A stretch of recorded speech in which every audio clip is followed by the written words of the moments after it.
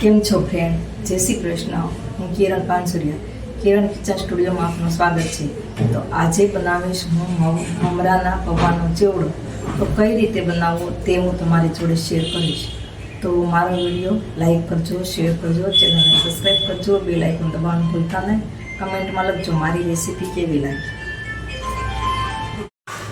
હવે આપણે એક બાઉલ લીધું છે, તેમાં આપણે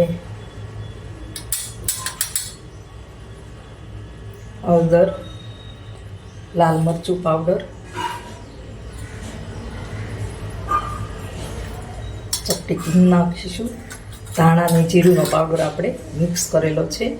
આમચૂર પાવડર લઈ શકો તમે, ચાટ મસાલો લઈ શકો.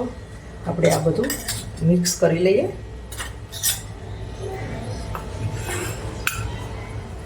અને એક સાઈડમાં રાખી મૂકીશું.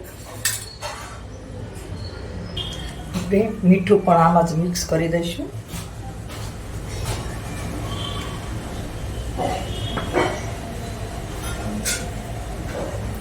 આપણે આ મિક્સ કરી અને સાઈડમાં રાખી દઈએ. હવે આપણે તેલ ગરમ મૂકી દીધું છે.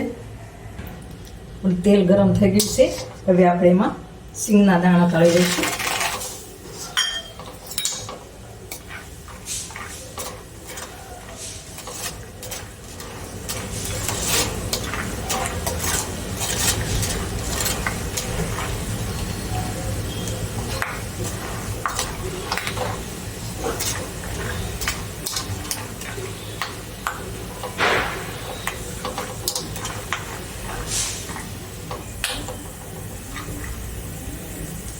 હવે આપણે કાઢી લઈશું.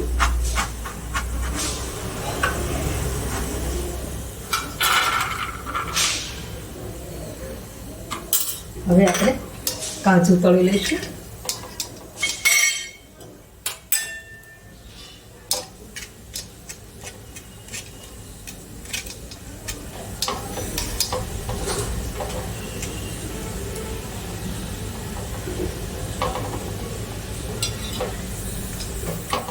હવે એ પણ કાઢી લઈશું. હવે દ્રાક્ષને તળી લઈશું.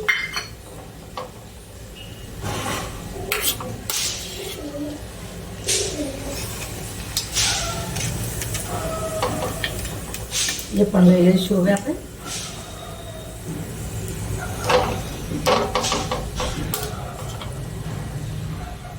આપણે છેલ્લે કરી પત્તા નાખીશું.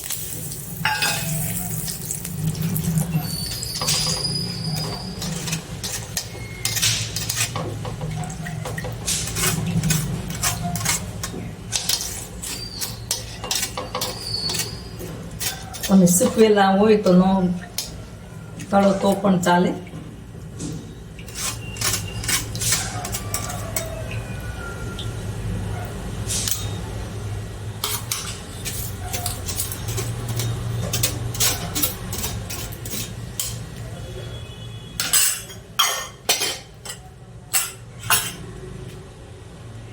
હવે આપણે પૌવા લઈશું.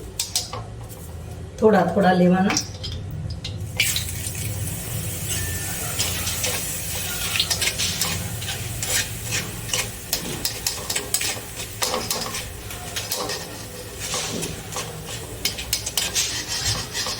હવે આપણે કાઢી લઈશું.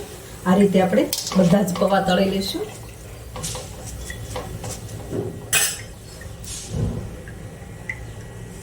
તળાઈ ગયા છે. ગેસ બંધ કરી દઈએ.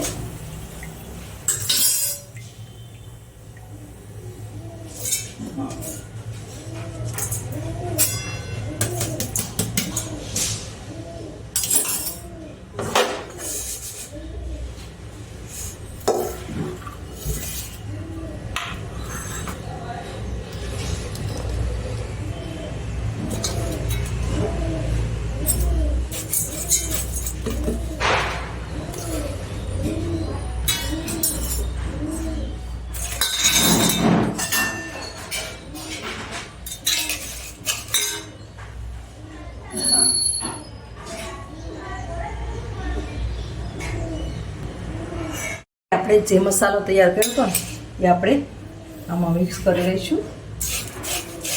તમારે જેટલો જોઈતો હોય એટલા પ્રમાણમાં મિક્સ કરી લેવાનું.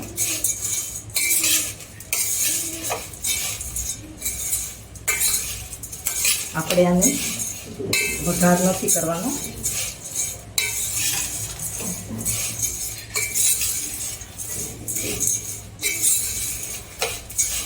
આ રીતે બધું મિક્સ કરી લઈએ. હવે આપણે આમાં સિંગના દાણા નાખીશું, જે આપણે તળ્યા લઈએ, અને દ્રાક્ષ નાખીશું, કાજુ નાખીશું, કરી પત્તા નાખીશું. હવે આપણે બધું મિક્સ કરી લઈશું.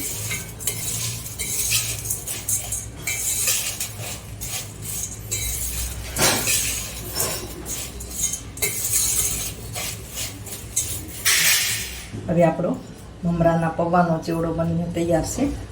તો આપણે એક બાઉલમાં ભરી લઈએ.